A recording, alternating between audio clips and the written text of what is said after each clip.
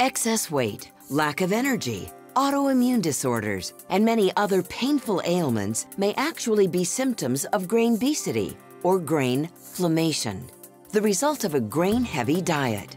Dr. Peter Osborne is a board-certified clinical nutritionist and has helped thousands of patients ease their symptoms, lose weight, and become grain-free warriors. If you ask any farmer, what's the fastest way to fatten up cattle? The answer is inevitably always going to be, feed them more grain. Here we are fattening up our animals, creating inflammation in our animals right before we prepare them to be our food.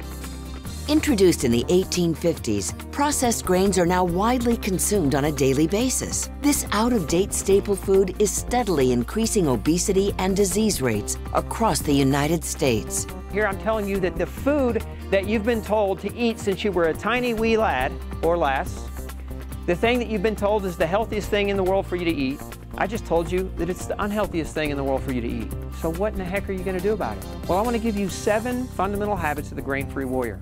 Learn the fascinating science behind grain-related ailments, how to identify hidden sources of grain, and Dr. Osborne's 7 secrets to lose weight, feel better, and become a grain-free warrior in No Grain, No Pain.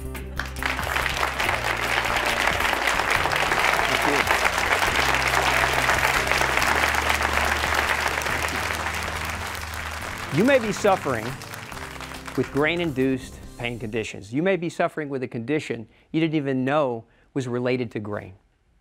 Conditions like migraine headaches, arthritis, hormone disorders like hypothyroid or adrenal failure, adrenal burnout. Now, many of these conditions that cause chronic pain and inflammation, a lot of doctors blame on the aging process itself. In essence, they tell you you're getting older. They tell you accept it. Right? They don't tell you it's associated with your diet, and particularly, they don't tell you it's associated with grain consumption. Now, in this program, I'm going to demonstrate how grain affects your body and give you the solution to relieving your pain and suffering. Now, my name is Dr. Peter Osborne. I'm a board-certified clinical nutritionist. I'm one of less than 400 doctors who have that certification in the world. I'm on the advisory board for Functional Medicine University. I'm the past vice president of the American Clinical Board of Nutrition. I'm a chiropractor.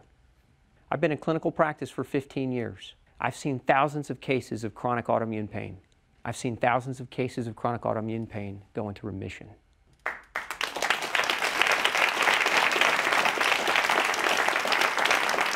And one of my very first patients was a young girl named Ginger. Now, Ginger was diagnosed with a disease known as juvenile rheumatoid arthritis, which is a form of autoimmune arthritis. When she came to see me, her mom brought her in.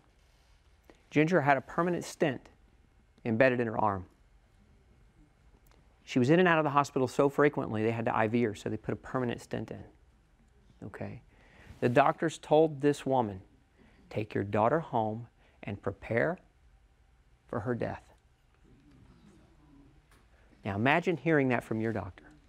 Her condition was so dire, the Make-A-Wish Foundation granted her wish. When her mom brought her into my clinic, we tested her. She was gluten sensitive. She had a barrage of nutritional deficiencies that needed to be addressed. But here was the sad part. It's got a happy ending, but the sad part was this. Ginger's favorite food was pizza. Imagine your child with a terminal illness, and the world's leading experts have said she's going to die. So we're hopeless at this point. Would you want to take away that child's favorite food? No. No. So could you see the predicament that child's mother was in?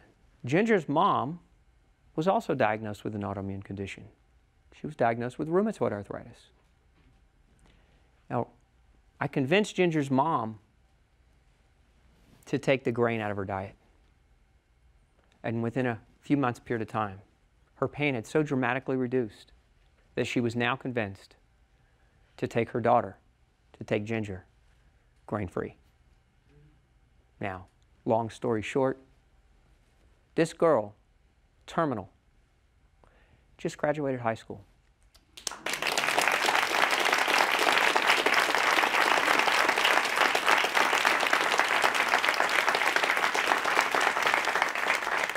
And I might add, she was a very good volleyball player.